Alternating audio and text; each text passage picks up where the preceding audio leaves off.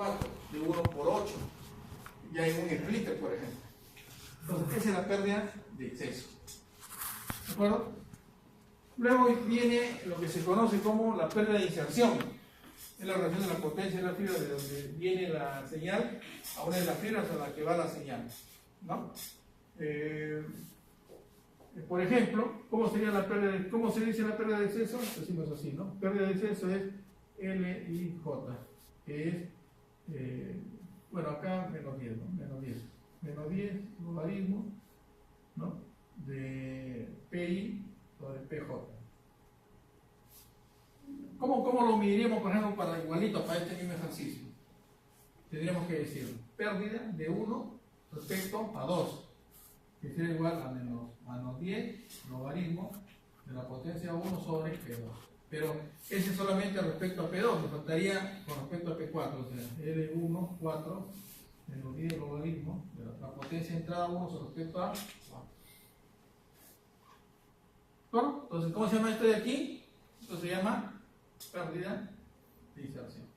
Es un parámetro importantísimo, ¿no? Siempre hay, ¿cómo se llama esto? Pérdida total o pérdida de exceso.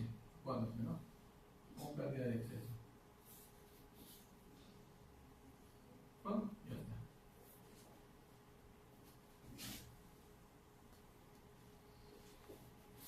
Ya está, ¿no? Justo esto es lo que vamos a utilizar, ¿no? Entonces, vemos ahí que I se conoce como entrada y J como salida, N por E. Pérdida de exceso, pérdida de extensión, coeficiente de acoplo, es otro parámetro importante, ¿no? La interferencia entre líneas, en este caso, digamos que nuevamente eso se aplica más a redes cableadas de cobre, ¿de acuerdo? No hay interferencia pues, de un puerto al otro puerto en fibra, ¿no? ¿De acuerdo? Pérdida así de muy bien. Entonces, interferencia entre líneas más se aplica entonces para redes de cobre, ¿no? Ahora, la relación de acoplo, eso sí. Tercero, entonces, ¿no? Relación de acoplo. Relación de acoplo. ¿No? La relación de acoplo. ¿Qué cosa es la relación de acoplo? Podríamos llamarle así, ¿no?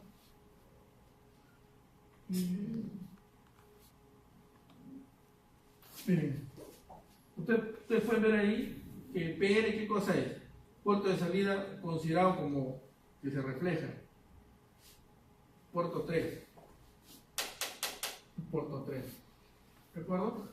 Respecto aquí a las salidas, por ejemplo, 3 y 4. A ver, lo quito. No quiero ver si no hay ya. Bien, la relación de acoplo va a estar dada de la. Vamos a aplicarlo para esto, igual, ¿ya? ¿A qué sería igual la relación de acoplo? Le da en porcentaje, ¿no? Por ejemplo, aquí han llamado K. Entonces yo digo, la relación de acoplo para K2, aquí va a ser igual, el porcentaje. El porcentaje es igual a la potencia de salida, o sea 2, entre la suma de ambas, P2 más 4. Esto multiplicado por 100%. ¿De acuerdo?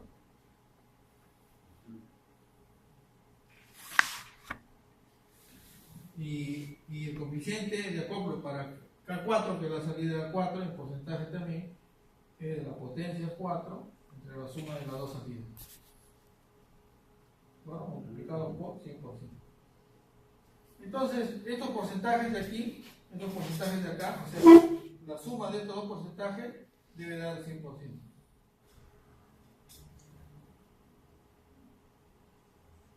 La suma de esos dos debe dar el 100%.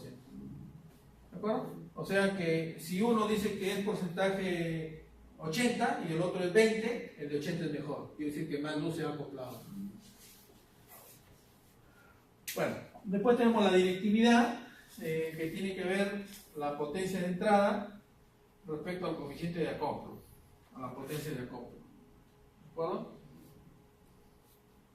Un poco se utiliza eso también, que se llama directividad, ¿no? Y ahí tenemos, miren, algunos acopladores de ejemplo comerciales, ¿no? por ejemplo, aquí el fabricante, IPA, MT, JDS, la pérdida de exceso, sea en decibelios. ¿Quién tiene más pérdida de exceso? Esta, ¿no? ¿Quién tiene menos pérdida de exceso? Bueno, por un lado ¿no? 3,4, acá 3,6. Los coeficientes de acoplo ya vamos a ver más adelante, miren, es una relación que da 50-50. Por ejemplo, ¿qué pasaría si aquí me diera un valor, me diera 50% y el otro valor me diera 50%? Es decir, que está en una relación de 50. Bueno, eso significa una relación de 50-50, mitad-mitad. Pero no solamente es mitad-mitad, en algunos casos, como en los splitters, por ejemplo, yo no quiero que toda la potencia sea igual en cada salida, porque de repente para este lado me conecto a una fibra más grande, más lejana, y esta de aquí una fibra más corta. Entonces, ¿dónde necesito más potencia? En la fibra más grande. Entonces ahí yo tengo que hacerle una relación más, por ejemplo, 80% para acá, 20% para este lado. Eso significa, por ejemplo, acá 40-60. Cuando este es 5 quiere decir que es 5-95, 10-90, 20-80, 30-70, 40-60 y 50-50. ¿Claro? Coeficiente de acoplo. Tipo de conectores, ST, SC, la longitud de onda en que operan y bueno, el tamaño del dispositivo, ¿no? Ahí tienen otro ejemplo, un acoplador comercial N por M, donde pueden ver también sus características, ¿no? Los explica. A eso vamos, ¿ya? Para poder resolver el ejercicio. El splitter es un componente pasivo que se utiliza para dividir potencia. ¿De acuerdo? Idealmente, la potencia de entrada, que acá es PI, lo divide en la mitad si son dos salidas, ¿no? PI entre 2, PI entre 2. Lo ideal sería que se tenga exactamente la mitad, pero en realidad hay una pérdida que se produce acá, que se llama una potencia reflejada. ¿De acuerdo? Hay una potencia reflejada, ¿no? ¿Qué parámetros se miden en el splitter? Ya por acá le hemos mencionado, ¿no? Pérdida de inserción, ya lo hemos indicado. Pérdida en exceso, que normalmente se llama pérdida de acoplador, la misma fórmula se utiliza. Uniformidad, ¿de acuerdo? La uniformidad. ¿Con qué tiene que ver la uniformidad? Miren, la uniformidad, ¿qué significa? Por ejemplo, aquí, ¿qué significa la uniformidad? Hay la pérdida de inserción, por ejemplo, acá hay la pérdida de inserción, ¿cierto? ¿No? Por ejemplo, miren, podemos poner acá D, uniformidad. La uniformidad. Este parámetro sí es importante para un splitter, ¿no? ¿En qué consiste la uniformidad? Es el UL, que es UL, es la pérdida de inserción máxima, pero la pérdida de inserción mínima. ¿De acuerdo? O sea, ¿qué significa eso? En este caso, como este tiene dos salidas, a los dos le calculo su pérdida de inserción, ¿cierto o no? Entonces, me va a salir un valor acá y un valor acá. Suponiendo que a este valor de acá me salga, por decir, 5 dB y en acá me salga 6 dB, vamos a suponer. Entonces yo resto 6 menos 5, ¿no? Eso es dB, entonces la uniformidad va a ser 1. Cuando este valor sea más pequeñito es mejor, porque significa que las dos potencias de salida son muy parecidas. Mientras más pequeñito mejor. Pero aquí estoy hablando de un splitter de 1x2. Si fuera 1x4, 1x6, disculpen, 1x8, 1x16, entonces ya es entre pares. Entonces mientras el valor sea igual en la diferencia de cada par de salida, ese valor sea muy parecido entre todas esas diferencias, es mejor, que sea más uniforme. Me interesa a mí que, en otras palabras, las potencias de salida sean casi todas iguales y que no haya una diferencia entre ellas, y si es posible que esa diferencia sea pequeña. Bueno, esa es uniformidad. O sea, esa es una característica que le pertenece al splitter, la uniformidad. ¿Estamos? Al splitter. Entonces, al splitter hay que calcular la pérdida total o pérdida de exceso, la pérdida de inserción, la relación de acoplo, la uniformidad. Otro es lo que habíamos dicho, la directividad entre puertas de entrada. ¿De acuerdo? La directividad entre las puertas de entrada, ¿no? Menos el logaritmo de la potencia I sobre PI, ¿no? La pérdida de retorno. Ese sí es importante también, la pérdida de retorno. Ese es otro parámetro importante para el pérdida de retorno. Pérdida de retorno, ¿no? Pérdida de retorno. Para una puerta, ¿no? Por ejemplo, aquí, ¿qué es la pérdida de retorno? La potencia que ingresa sobre la potencia que se refleja, ¿no? O sea, yo tengo una potencia aquí, ingresa, y acá una potencia. A ver, acá lo podemos hacer, ¿no? Imagínense un acoplador así, ¿no? Ingresa acá una potencia 1, vamos a decir, y acá sale una potencia 2. Y para este lado se refleja una potencia R. Entonces, nuevamente se conoce como ORL, pérdida de retorno. Return loss óptico. ¿A qué es igual eso? Es igual, si lo ponemos en valores de potencia, tiene igual a la potencia 1 del resto de la potencia que se refleja. O en otras palabras, sería igual a 10 logaritmo de la potencia 1 sobre la potencia R. Ese sería el ORL, ¿no? En dB.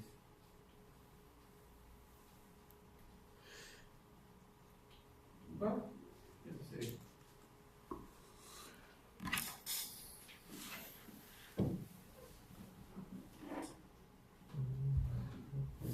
Hay tipos de acopladores que se conocen como acopladores de fusionado biconal, ¿no? Acopladores TAP de fusionado biconal, cuyo objetivo es sacar los núcleos lo suficientemente para que puedan hacer una transferencia de potencia efectiva, o sea, tratar de reducir la menor pérdida de exceso, pérdida de inserción, ¿no? Todo eso, ¿no? Todas esas pérdidas que se pueden producir. Se fabrican por método de prueba y error, y su mayor problema es que depende de la longitud de onda, ¿no? Longitud, mientras más longitudes entren al splitter, y mientras también esa longitud se desvíe, entonces mayor problema va a haber, ¿no? Divisores ópticos. Bueno, ya lo hemos indicado. Se inyecta por una de las entradas la luz, ¿no? Y si quieren la salida, que la potencia en la salida sea lo más homogénea posible, iguales en cada una de ellas, en otras palabras. Pero eso es ideal, ¿no? En realidad la potencia salida, la potencia entrada sobre menos la carga. Ya lo hemos indicado. No depende de la longitud de onda. ¿Qué quiere decir que no depende de la longitud de onda? Que la longitud de onda, si acá ingresan 5 longitudes de onda, por acá van a salir 5. O sea, a la longitud de onda no le pasa nada. Si acá entran 3 longitudes, ingresan 3 longitudes, 3 van a salir en cada una de ellas. No tiene que ver nada con la longitud de onda, ¿no? Se fabrican con técnica de óptica integrada, en donde el camino óptico se va dividiendo a base de estructuras I, ¿no? Estructuras I. Entonces vamos a ver que son acopladores de 2x2, ¿no? Estructuras I, acopladores de 2x2. Ahí tienen ejemplo de un splitter FTBA, o sea, de fusión biconal, FTB, de fusión biconal, ¿no? Tecnología por fusión internamente se hacen empanes para poder dirigir la luz. Son confiables, de baja pérdida de inserción, excelente comportamiento a la humedad, ¿no? 85%, diversidad de presentación de rabillos, o sea, para diferentes tipos de tamaños, de 2 milímetros, de 3 milímetros, ¿no? O incluso se puede tener de 0,9 milímetros o 900 micrones y 250 micrones. Bueno, este es para fibras de tubo bajo, ¿no? Este es para fibras precao, ¿no? ¿Dónde aplicamos este tipo de splitter? ¿Dónde lo implementamos? Para redes de fibra hasta un lugar, redes PON, también para redes LAN-WAN y para lo que es pruebas de monitoreo, ¿no? Para hacer pruebas de monitoreo también, ¿no? Ahí tienen, miren, un splitter para entender más o menos a qué se refiere, miren, la característica de un splitter, que ya pasamos a hacer el ejercicio, ¿no? Normalmente, ¿Para qué lo voy a utilizar el splitter? Por ejemplo, este me va a servir solamente para los 3310 y 550. Ancho de banda en nanómetros, 40 nanómetros, por ejemplo. Ancho de banda. ¿No? O sea, en otras palabras, quiere decir la separación de estas dos de las longitudes. ¿No? Configuración, ahí está, ¿no? O sea, si es una entrada, 2 salidas, hasta una entrada, 32 salidas. ¿No? 1 por 32, ¿no? Acá está la pérdida de inserción máxima. Como pueden ver, mientras más salida, la pérdida se incrementa. Cuando es 1 por 2, la pérdida de inserción es 3.6. O sea que, por ejemplo, si comparo la salida, la entrada 1 con la salida 2, ¿cuánto salió ahí? Sí. 3.6. Pérdida de inserción. O sea que este valor de acá saldría 3.6 y este valor de acá no salía 3.6. Siempre y cuando se tenga una configuración de 50-50. 50-50. Bueno, pérdida de inserción. Ahí tiene la uniformidad, miren, pequeñito, miren, diferencia 0.5. Nosotros acá habíamos sacado un DB, por ejemplo, ¿no? Acá es 0.5. Mientras más salida, la uniformidad se va incrementando de 1, 5, 2, 2.5. Entonces, ¿no? Sensibilidad de polarización, ya eso tiene que ver cuando inyecto luz y la luz está interconectada ya a un equipo. Entonces tiene que ver cómo se comporta el splitter respecto al comportamiento de modo de polarización de la luz, ¿no? Modo de polarización de la luz. ¿De acuerdo? Ya va a depender de las características, de dónde viene ese splitter, si es de fábrica y de qué marca, y si ha pasado por calidad en su producción. ¿No? Pérdida de retorno, 50, ya sabemos cómo se calcula. Esa pérdida de retorno, mientras más grande sea este valor, o sea, mientras el ORL sea mayor, quiere decir que la pérdida que se refleja es menor. Por eso este valor es más grande, mejor. ¿No? Más grande, mejor. ¿No?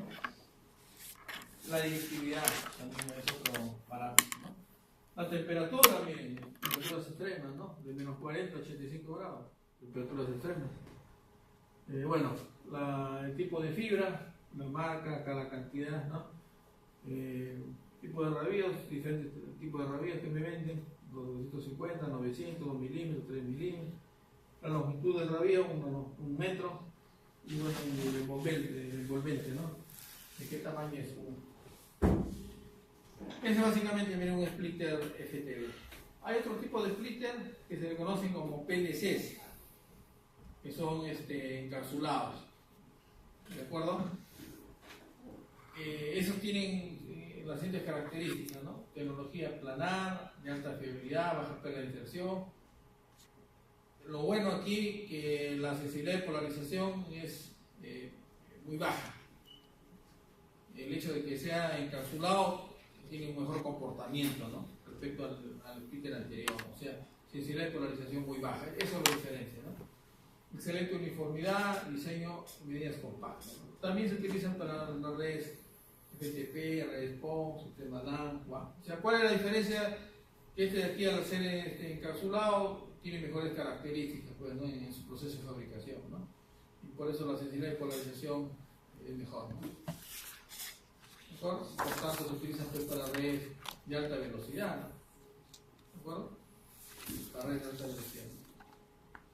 Ahí tienen otro tipo de splitter, pero este es un splitter ya, miren, PLC.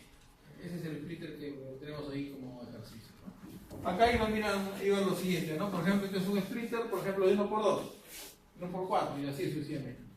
¿Ven ustedes que dice acá pérdida de inserción? Entonces, aquí no es igual a la pérdida de inserción, miren, cada uno. Como aquí habíamos dicho que sí, que era 50-50. ¿Cierto? Aquí una salida es 4 y en otro sería 3.8. Cuando ya es 1.4, miren, 7.3 y 7, 10.5 y 10.2. Si va aumentando ya la pérdida de inserción. Porque mientras más salidas aumenta la pérdida de inserción, ¿no? La uniformidad, en este caso es 0.4, mejor que el anterior, ¿sí o no? Porque el anterior, ¿cuánto era? 0.5. En el de acá, el 0.5 mejoró. No por el encapsulado, por el tipo de encapsulado, 0.5. Acá es 0.4, ¿no? Y acá 0,6, acá 0,8, va aumentando 2 nada más, acá se aumentó 4, ya. O sea, no es uniforme, ¿no? Pero digamos que la idea es tratar de que se reduzca ese valor, ¿no? No, siempre cuando haya más salidas no hay manera de controlar de que sea la misma uniformidad, va a aumentar siempre un poco, ¿no? La pérdida de retorno, 50-55, 50-55, ¿no? 50-55, uno acá es mejor, 55-50, ¿no? En todos los casos. La sensibilidad de polarización, 0.2, 0.3, 0.3, ¿no? La directividad, 55 en todos los casos, ¿no? Bueno, la longitud de la fibra que vienen de 1,20 m o 1.2. La norma que lo especifica, la 657, miren, o sea que es justamente fibra hasta la casa, ¿no? O hasta el edificio. Pero en función de la longitud de onda. Sensibilidad a la temperatura, no varía, miren, no varía con la temperatura. Por más salidas que yo tenga, no varía la temperatura. La pérdida por variación de temperatura, ¿no? Es la misma para todas las salidas, ¿no? Bueno, y ahí está, ¿no? La temperatura en que soporta, ¿no? Bueno, ahí tienen ustedes otra fibra, pero ya tiene que ver con un código, ¿no? O sea, por ejemplo, el PLC trae un código, ¿no? Por ejemplo, que indica que va del 1 al 8, ¿no? El 1 que indica si la fibra es canal o tiene dos canales, ¿no? Una entrada, dos entradas. L2. ¿Cómo es la fibra? ¿De qué tipo? ¿Fibra desnuda? P. ¿O fibra holgada? L, ¿no? En este caso es holgada, ¿no? Holgada de 900 micrones. Y así, vamos evaluando, ¿no? El 3 indica, por ejemplo, el tamaño del rabillo, ¿no? 12 o 15, 1.2 o 1.5, ¿no? 12, o sea, de 1.2 metros, ¿no? Y así, vamos evaluando, ¿no? El tipo de conector, por ejemplo, ¿no? 7, tipo de conector, FCAPC, FCUPC, FCAPC, tipo de conector. Y finalmente el 8, que es la estructura, ¿no? ¿Cómo es? Ribbon, manifold, ese es un tipo de construcción del Twitter, ¿no? O módulo único, o sea, encapsulado, ¿no? En este caso, ¿no? 2, por ejemplo, es módulo único, ¿cierto? Módulo único es, ¿no? Es módulo único. Por eso es un PLC, ¿no? Es un PLC, ¿no? ¿Estamos?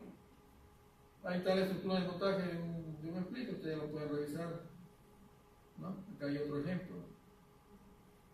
Dimensiones ya físicas de cómo viene su cajita, ¿no?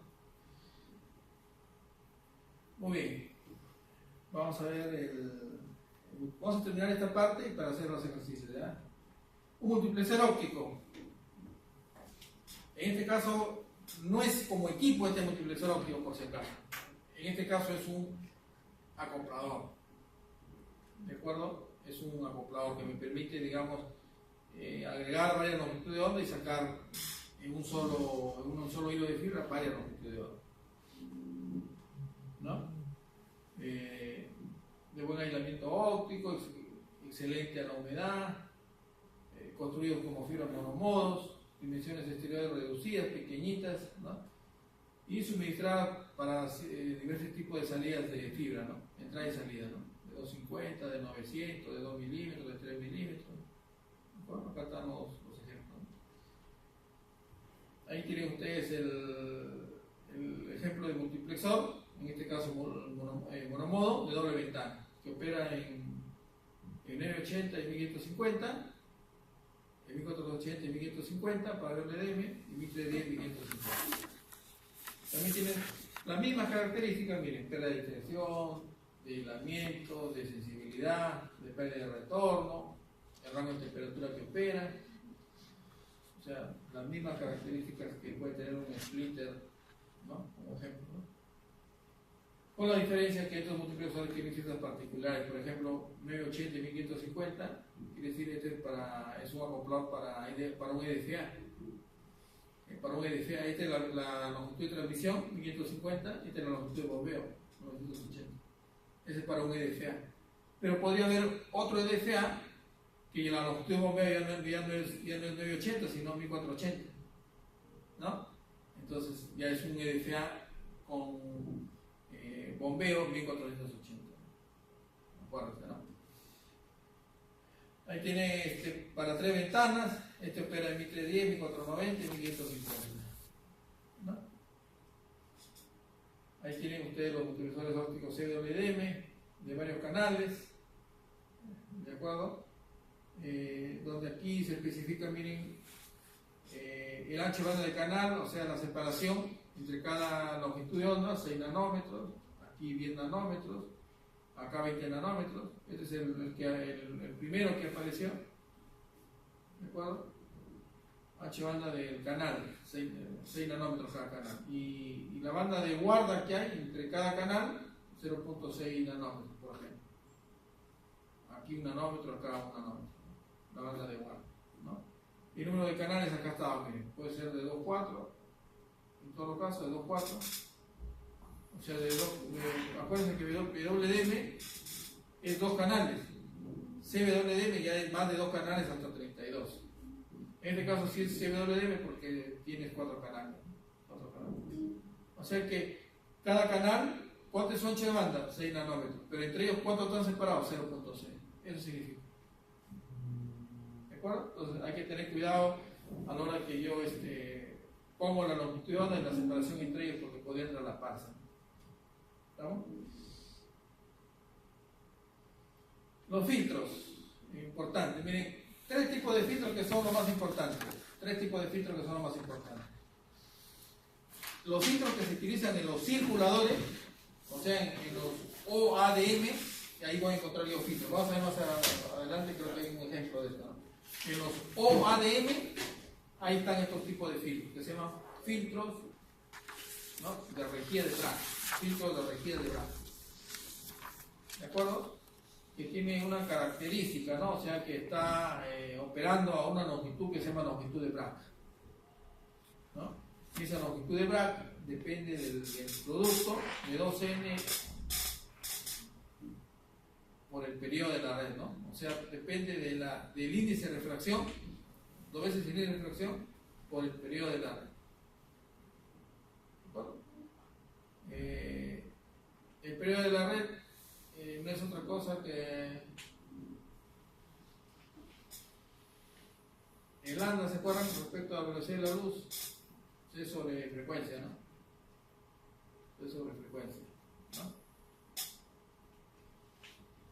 Entonces, ¿dónde utilizamos este tipo de filtro de Bragg? Lo utilizamos, acuérdense, en los OADM, ¿no? Vamos a hacer un ejercicio más adelante. Sirven para, ¿por qué se le llama de rejilla? ¿Por qué se le llama filtro de rejilla? Porque la idea es cuando pasan las longitudes, solamente aquellas longitudes que el filtro está sintonizado, es el que, digamos, lo va a salir, ¿no? Lo va a filtrar, ¿no? Se llama filtro de rejilla. Y aquellos filtros, y aquellas longitudes que deben pasar, simplemente no van a ser filtradas o sardidas, ¿no? Por eso se le compara como una rejilla, ¿no? Y los otros filtros, que también suelen utilizarse también, digamos, sobre todo en la demultiplexación, ¿no? ¿Se acuerdan que ya teníamos una fibra, por ahí iban 4 longitudes? Esas longitudes se multiplexan en cada canal del multiplexor.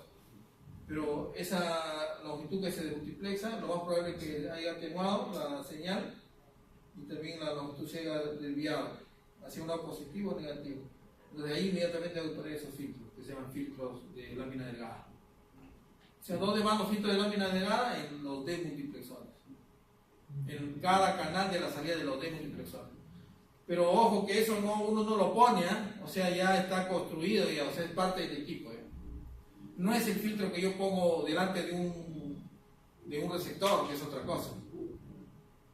Delante de un receptor o de un PIN o APD yo puedo poner un filtro, ¿de acuerdo? Que también es parte de un receptor.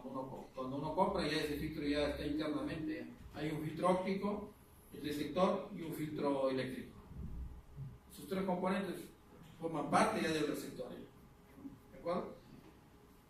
Entonces, filtro de lámina delgada, TFF, filtro de lámina delgada, ¿no? Entonces aquí tenemos, miren, lanzo las 4 longitudes, acá está el filtro. Este filtro, ¿qué ha filtrado? Deja pasar solamente el amarillo, ¿cierto? Hasta acá. ¿Sí? Primero en este filtro, ¿qué ha pasado acá? Solamente, ¿qué ha pasado ahí? ¿Qué ha filtrado? En otras palabras, mejor dicho. Este filtro, ¿qué ha filtrado nada más? El rojo. El rojo. Este filtro de acá, El Verde. ¿te das cuenta? ¿No? Y así puedo yo ir poniendo los filtros donde yo quiera. Por ejemplo, yo acá quiero sacar solamente, quiero filtrar que pase el amarillo nada más. ¿No? Estos tres no. ¿De acuerdo? Porque aquí, si ustedes se dan cuenta, se fue el rojo, se fue el verde y se fue el azul. ¿No? Por eso, ¿qué salió aquí? El amarillo. ¿No? O sea, poniendo la posición en estos filtros, aquí ¿qué se filtra? El rojo. Acá en este de aquí, el verde. Y en este de acá, el azul. ¿No? Entonces, ¿qué voy a tener finalmente aquí? Sobre el amarillo que llevo hasta acá nada más. ¿No? Porque acá ya se fue el rojo, el verde y el azul. Entonces, ¿qué llega acá nada más? El amarillo. Entonces, es como yo acomodo los filtros. Lo bueno que los filtros de lámina delgada me permiten cantidad de longitud de onda. O sea que yo puedo tener un demux de 1×32, por ejemplo. O sea, 1×32. ¿No? Y miren cómo es ese espectro. ¿No? O sea que es, de hecho, que la separación entre cada longitud es bien pequeñita, menos de un nanómetro. Menos de un nanómetro. Tiene que ser menos de un nanómetro. Para que puedan alcanzar entre 1530 y 1560, más o menos, ahí deben alcanzar las 30 longitudes de onda. ¿No? O sea que hay una separación simplemente de 30 nanómetros. O sea, menos de un nanómetro tiene que ser más o menos. ¿Cierto? ¿No? Y eso que cada longitud de onda tiene su ancho todavía. ¿No? Bueno, y el otro tipo de filtro es el que conoce como Math-Zener. ¿De acuerdo? Que también se implementa en los demultiplexores. ¿De acuerdo? Una comparación de esos tres tipos de filtros. Por ejemplo, acá tenemos el filtro de Grab. Ojo que no solamente hay filtros que se implementan en el camino de la longitud de la fibra o del lado del demultiplexor. También yo puedo tener filtros en el lado de la fuente también, como por ejemplo el de aquí, un filtro Silver-Perón. Un filtro Silver-Perón. ¿No? Es en el lado de la fuente, ¿no? Un MSI en cascada, este es un tipo de filtro de acá, no sé, el de MUX. O el filtro de energía de Bragg. También, ¿dónde se implementan estos? En los circuladores, ¿no? Los circuladores. Entonces ahí está su pérdida de inserción, miren. 0.1 tiene el filtro de Bragg. ¿No? 0.1. En cambio el de cascada, cuando es hecho de sílica, tiene un dB un poco más, ¿no? Pero el espacio que me permite este MSI en cascada es mejor, miren, porque el espacio entre canales de aislamiento 0.4 nanómetros, pequeñito. En cambio el de Bragg 1.6, 4 veces, ¿no? No, 4 por 4, 16, 4 veces. ¿No? Espacio entre los canales. O sea, acá yo puedo tener más canales, ¿no? Es el MSI cascada es el de acá, es uno de los mejores porque me permite acomodar, o sea, poner muchos filtros en cascada y lograr, pues, más longitudes o espacio entre canales, ¿no? 0.4. Es el mejor de todos, no hay otro que sea mejor. Este tiene 0.8. Filtro con fibra sintonizable, ¿no? Que es para OADM también. ¿De acuerdo? El rango de ajuste, la velocidad de ajuste, mecanismos de ajuste, ¿no? Cómo se hacen el paso de una longitud de una entrada hacia una salida, ¿no? Mediante una excitación que puede ser electroóptico, temperatura de evocación, acústico óptica, son las técnicas, ¿no? Para pasar para mover la longitud de onda de una entrada hacia una salida, ¿no? Porque al final es el filtro y yo tengo entradas y tengo salidas. Entonces, de alguna manera tengo que yo aplicarle una manera de excitarlo para que se realice la computación, ¿no? Hay una técnica que utiliza, ¿no? Por ejemplo, el MSI cascada que utiliza electro-óptico. Ese es el más común. O el fibre de gas que utiliza temperatura de elongación, ¿no? Para dar dos ejemplos, ¿no? Bueno, aquí miren, tenemos lo que ya para terminar, el circulador óptico. Miren, aquí se han implementado 4 equipos. Dos MUX, un MUX de MUX, y en el camino un OADM, un multiplexor de adición de longitudes, que es A, y drenaje o cuando bajo longitudes. Aquí en la bajada, ADD, en la subida, drop. ADD, drop. Entonces, ¿qué cosa es un OADM? El OADM, un solo OADM, ¿no? Un OADM no es otra cosa que un filtro de Bragg más 2 circuladores. Así se implementa, miren. O sea que un OADM no es otra cosa que 2 circuladores y entre ellos se pone un filtro de Bragg. ¿Qué significa eso? Miren, este circulador que tiene una entrada, 2 salidas. ¿Cuál es? Entrada 1, salida 2 y 3. ¿No? Entonces entran acá 4 longitudes. ¿Qué he drenado yo acá? ¿Qué he drenado yo acá?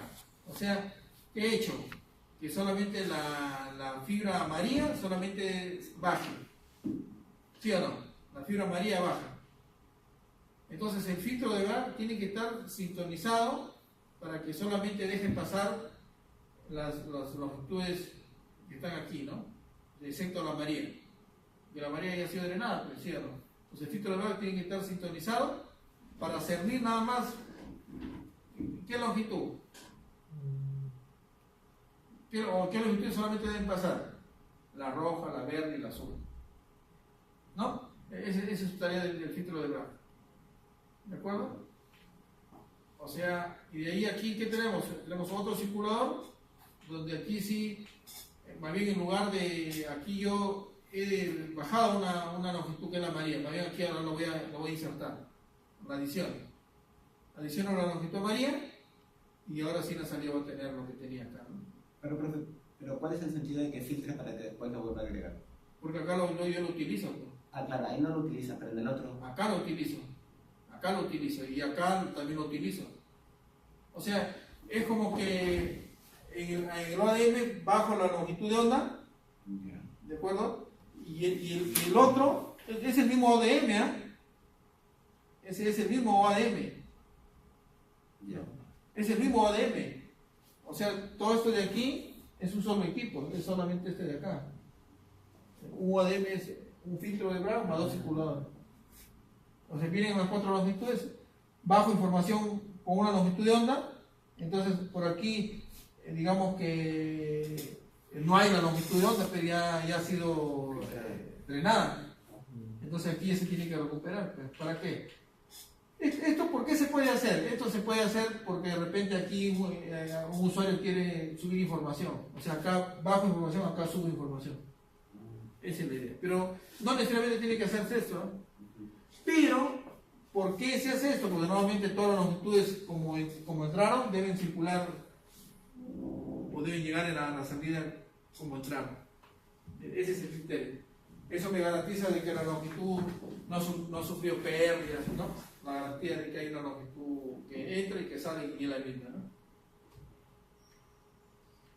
Y finalmente, un ejemplo de una red de WDM, como pueden ver aquí, no es otra cosa que la conformación de equipos y componentes equipos o activos y componentes pasivos, ¿no? Este es un transmisor. Este de acá. Y si le agrego un multiplexor, sería un transmisor multiplexor. ¿Eso es lo que hizo ayer en el laboratorio, profe? Sí, ¿no? Ayer. Ayer. No, ayer tomé un ejercicio de multiplexar 4 longitudes, ¿no? A 50 kilómetros, y el ejercicio que ustedes practicaron solamente se hizo a 2.5 gigas, Esta vez yo le he multiplicado por 4 y 10 gigas, ¿no? A 10 gigas tiene que funcionar. ¿Cuántos se hicieron en el laboratorio? Por ahí creo que 2 o 3 nada más. Pero, porque los parámetros eran ajustar, ¿no? Esa era la idea, ahí está la cosa. Pero esa era la idea, pues si ya lo han hecho, lo único que los soporte era ver la manera de cómo cambian los parámetros, ¿no? Para lograr más. Una cosa es llevar un 2.5 gigas a 50 kilómetros y otra cosa es llevar 10 gigas, que es 4 veces, ¿no? Y la tarea más bien va a ser en otro laboratorio llevar 40 gigas. Ahí vamos a tener que hacer fibra de compensación, ¿no? Ya, otro arreglo, ya no es suficiente cambiar. Ayer solamente que se cambió el codificador, nada más. De no RZ a retorno a 0. Pero lo mejor también hubiese sido ahí cambiar el transmisor a una fuente Fibre-Perón. Y ya está. Sino que hay que saber implementar el Fibre-Perón. Pero bueno hacerlo, ¿no? El Fibre-Perón. Entonces, estos son los transmisores, los naranjitas, no sé qué color lo ven ustedes acá, naranja, ¿no? Esos son los transmisores, acá está el transmisor. Y los celestes que están en el otro lado son los receptores. Los filtros que yo había dicho acá en el DEMUS, que son los Massender o los de lámina delgada, son justamente los que van acá. Que aquí no se está poniendo, pero aquí deberían esos filtros. Así como aquí hay aisladores, que son especies de filtros, acá también debería haber filtros, ¿no? De Massender inverso o TFF, ¿no? Filtro de lámina delgada, ¿no? TFF, ¿no? Ya está. Entonces este es un transmisor con su MUX y este es un receptor con su DMUX. Luego tenemos acá otros elementos que podrían considerarse como pasivos porque no requieren una alimentación eléctrica, que son los amarillos, que son los EDFAC, amplificadores de fibra de bajo poder. Este es un ADM o ADM, que en realidad es un equipo. La parte óptica es esto, pero tiene su parte eléctrica porque es un ADM, necesita su fuente de alimentación, es un equipo en realidad, ¿de acuerdo? No es que sea un equipo pasivo, es un equipo activo, que tiene su fuente de alimentación. Pero la parte óptica está construida por elementos pasivos, ¿no? Que es 2 circuladores y un filtro de Bragg de energía, ¿no? Un filtro de Bragg de energía, ¿no? Un FBG, ¿no? Bragg filter, ¿no? Ya está. Entonces, la construcción de todos los circuladores con este filtro de energía va a permitir que en algún momento yo quiera bajar una longitud y en otro momento yo quiera subir una longitud. Y si cuando yo quiera subir una longitud, ahí va un componente pasivo que es un aislador también, un aislador. ¿Con qué finalidad? Para que la longitud que yo inyecto sea exacta la que va aquí a ingresar, ¿no? Bueno, para eso son los aisladores, ¿no? Para que esa longitud, digamos, la potencia que yo inyecte no se regrese, que esa potencia que se regresa sea lo más pequeña posible, ¿no? Porque si no podría afectar pues a la potencia que se inyecta. También podemos tener un conmutador óptico. Este es un atenuador, por si acaso, este es un atenuador. Y este de aquí es un conmutador óptico, en el cual yo ahí puedo conectar 2 equipos, miren, un medidor de potencia, un power meter, y un medidor de longitud de onda, un OSA y power meter. Y ahí está el conmutador, ¿no? Que conmuta. ¿De acuerdo? Muy bien, vamos ahora al ejercicio, terminamos de